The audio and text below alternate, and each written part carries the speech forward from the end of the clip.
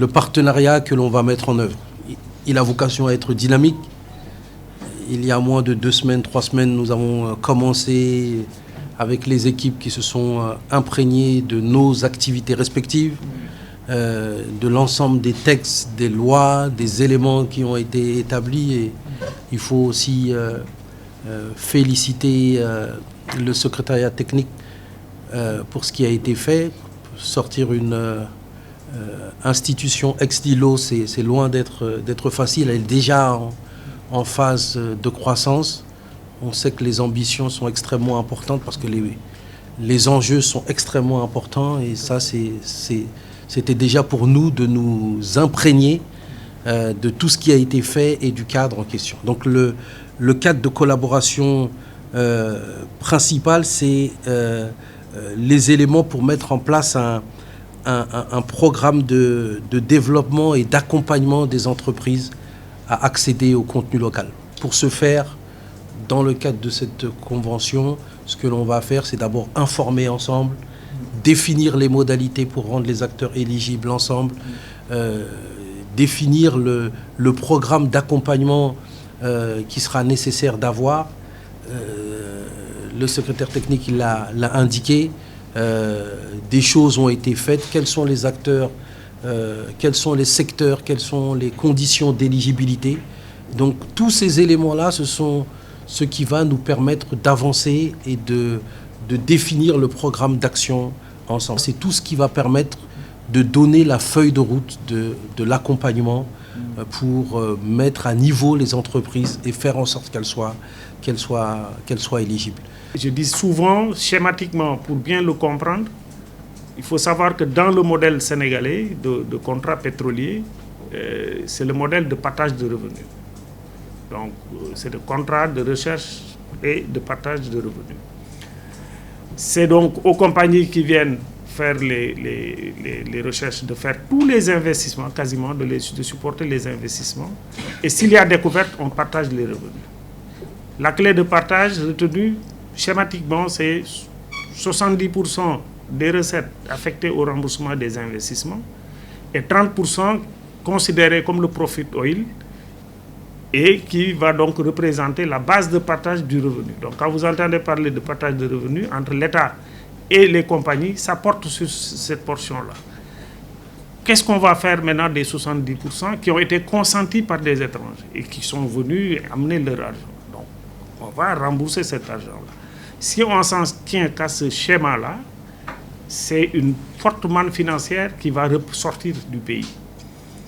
Le contenu local vise à capter une partie de cet investissement. Et aujourd'hui, pour comprendre l'objectif fixé par le chef de l'État à l'horizon 2030, c'est de capter la moitié de ces 70%-là dans notre économie. Mais c'est de l'argent, nous, que nous n'avons pas investi. Comment faire maintenant pour capter cet argent? Tout l'enjeu est là. C'est par la participation des entreprises, c'est le plus gros volet. L'autre aspect, c'est l'insertion de nos ressources humaines dans les opérations. Et pour cela, la loi était très claire.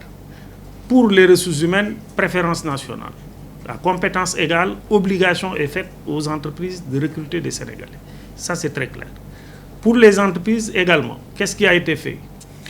Un recensement exhaustif des activités identifiées dans les opérations pétrolières a été effectué par les spécialistes.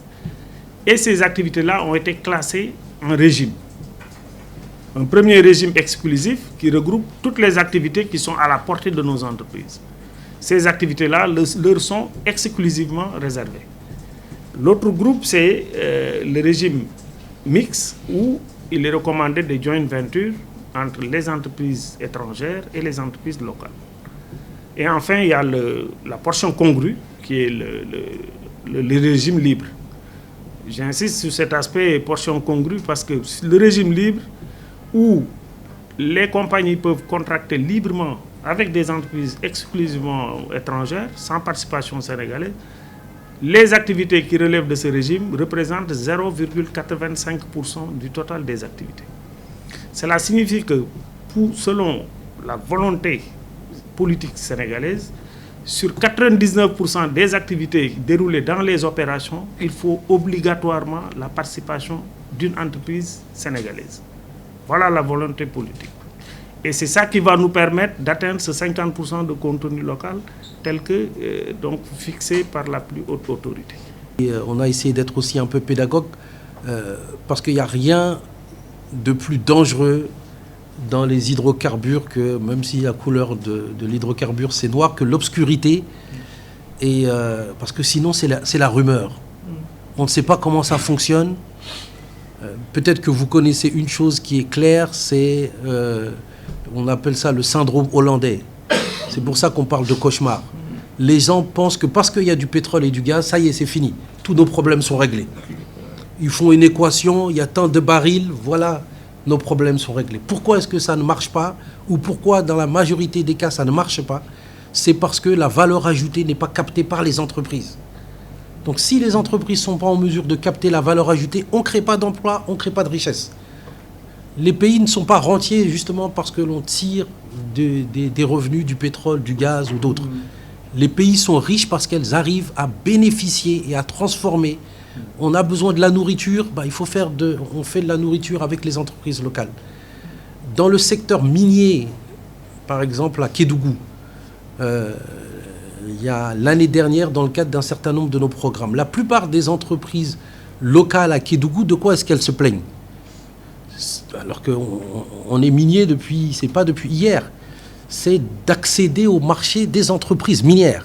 Et donc cette convention, justement, elle va nous permettre, puisque le travail a déjà été fait, d'identifier tous les secteurs qui ont été définis et de savoir à quel niveau on doit accompagner ces entreprises pour qu'elles aussi, lorsque les grandes entreprises vont soumissionner pour dire « moi je cherche des entreprises qui sont capables de transporter mon personnel, de donner de la nourriture à mon personnel, de donner des vêtements à mon personnel, etc. » de pouvoir soumissionner et sur la base des quotes-parts, sur la base des catégories, de pouvoir avoir accès au marché.